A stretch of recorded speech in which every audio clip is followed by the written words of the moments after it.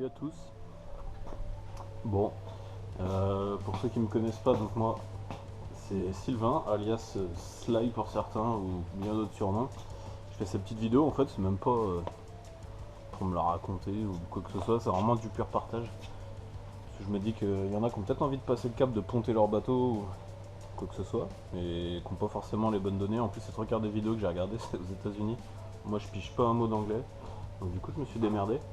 Donc pour vous expliquer le projet, en fait, j'ai une petite John Boat qui est là, que j'ai acheté l'année dernière, qui était pontée ultra dégueulasse, avec un contreplaqué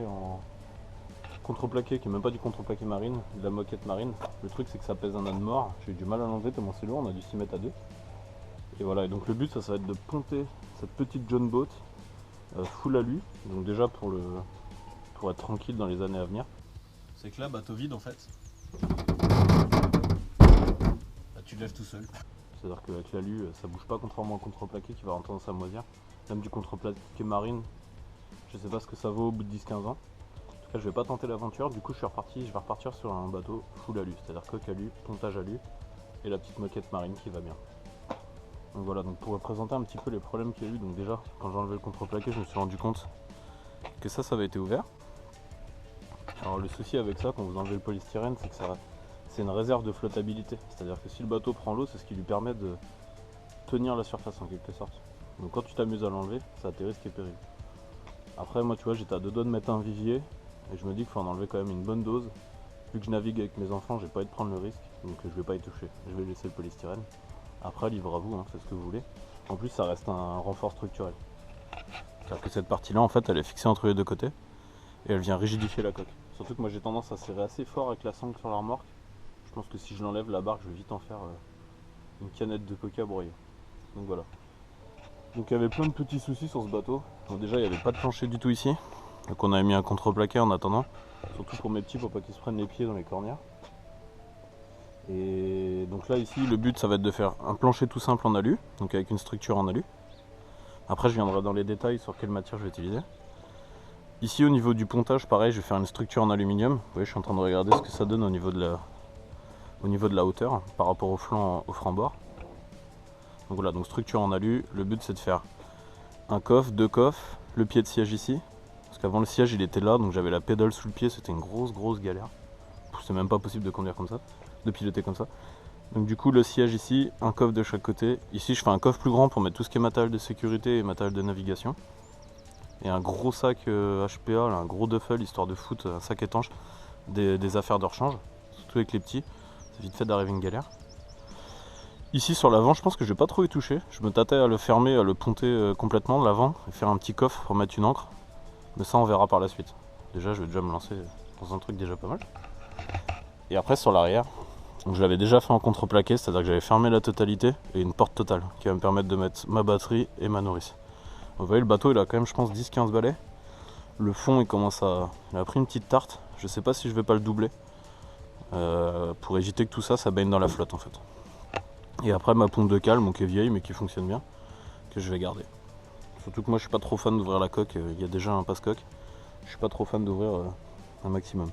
Et après la pompe, c'était de la bricole de merde. Un bout de cornière avec l'interrupteur dessus, tout rouillé. Donc tout ça va dégager. Donc, du coup j'en profite pour refaire la totalité du faisceau électrique. Avec les câbles qui baignent pas dans la flotte parce que là en fait ils étaient pile poil dans la nervure donc d'évacuation d'eau. Donc ça à la base les V servent à rigidifier la coque. Mais là le gars a passé les câbles à l'intérieur, ce qui fait que l'eau c'est là où elle stagne. Donc les câbles stagnaient dans l'eau. Je suis pas ultra fan. Donc voilà. Donc moi j'avais déjà un petit moteur électrique à pédale qui va bien. Un vieux moteur guide là en 46 livres. Et par contre cette année je compte passer sur un 55 livres, un thruster en moteur arrière sur le tableau arrière. Pourquoi ? Parce que le moteur à pédale quand tu traverses un plan d'eau, nous en Bretagne ici on n'a pas le droit de naviguer au thermique sauf à Gare-les-Dents. Et après le reste t'es obligé de naviguer à l'électrique. Et crois-moi que faire 45 minutes de navigation en moteur à pédale, c'est un peu casse-pied. Mais moi la télécommande j'en veux pas. Ça m'intéresse pas, déjà j'ai pas le budget. Et, je sais pas, c'est pas un truc qui me fait triper plus que ça. Le jour où j'en prendrai une par contre ça sera un modèle avec une encre électronique. Par contre le moteur arrière ouais c'est indispensable, surtout que j'ai mon petit qui aimerait bien pouvoir manœuvrer le bateau. Et avec le moteur à pédale on a essayé. Et c'était un peu Tokyo Drift. Je me rappelle encore. Donc, tous les potes d'ailleurs, je dédicace tous ceux qui ont essayé le moteur à pédale la première fois et qui ont mis sur la vitesse 5 et qui ont failli se casser la gueule. Ils se reconnaîtront. Voilà, après j'ai acheté plein de petits accessoires tout con, mais le strap de canne, moi j'ai tendance à rouler, enfin à prendre la route avec les cannes sur le pont. Alors c'est pas tip top, le truc c'est que des fois je vais pêcher tous les jours, je suis à 7 minutes du plan d'eau. Donc j'ai attaché les cannes, j'avais fait un système avec un élastique, mais c'était un peu de la merde. Donc j'ai acheté ça. En fait c'est des petits crochets élastiques. Donc il y a un anneau fixé sur le pont. Et ensuite il y a une sorte de tendeur et un crochet qui vient revalider les cannes. Donc je vais en mettre deux, je vais en mettre un ici sur le pontage et un sur l'arrière. Vu que je pêche le broc à la mouche, j'ai des cannes de 9 pieds, donc il faut quand même de la longueur. Et sur les cannes big bait aussi. Tout ce que je peux vous dire c'est que je vais faire plusieurs vidéos. Le but c'est de faire une petite série. Je sais pas combien j'en ferai parce que je sais pas combien de temps ça va durer.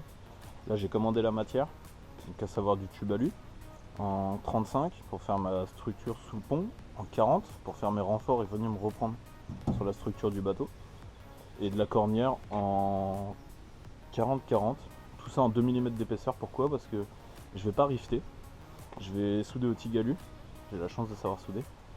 Pourquoi? Parce que les rivets, j'aime bien, mais ça maintient pas trop la structure en termes d'équerrage, toutes ces choses là.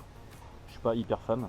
Et moi ce que je vois c'est aussi le jour où je revends le bateau, le fait qu'il soit soudé et non pas rifté. Pour le mec je pense que c'est vraiment un gage de sécurité, de tranquillité. Donc voilà, donc tout en 2 mm, parce que si tu commences à mélanger les épaisseurs, à souder, tu te mets du 2 sur du 3 ou quoi. C'est pas les mêmes intensités, c'est assez galère. Donc je passais tout en 2. Et vu la largeur du bateau qui fait qu'un mètre 20, je pense pas être trop embêté par des déformations d'aluminium. Le bateau n'est pas assez large en fait, il y aura plus de tubes que de tôle. Donc voilà. Bah écoutez, je vous dis à bientôt. On se retrouve pour le deuxième épisode à la réception du matos, les débits, les prises de cote. Et voilà. Bon allez, bonne journée à vous, à plus les gars.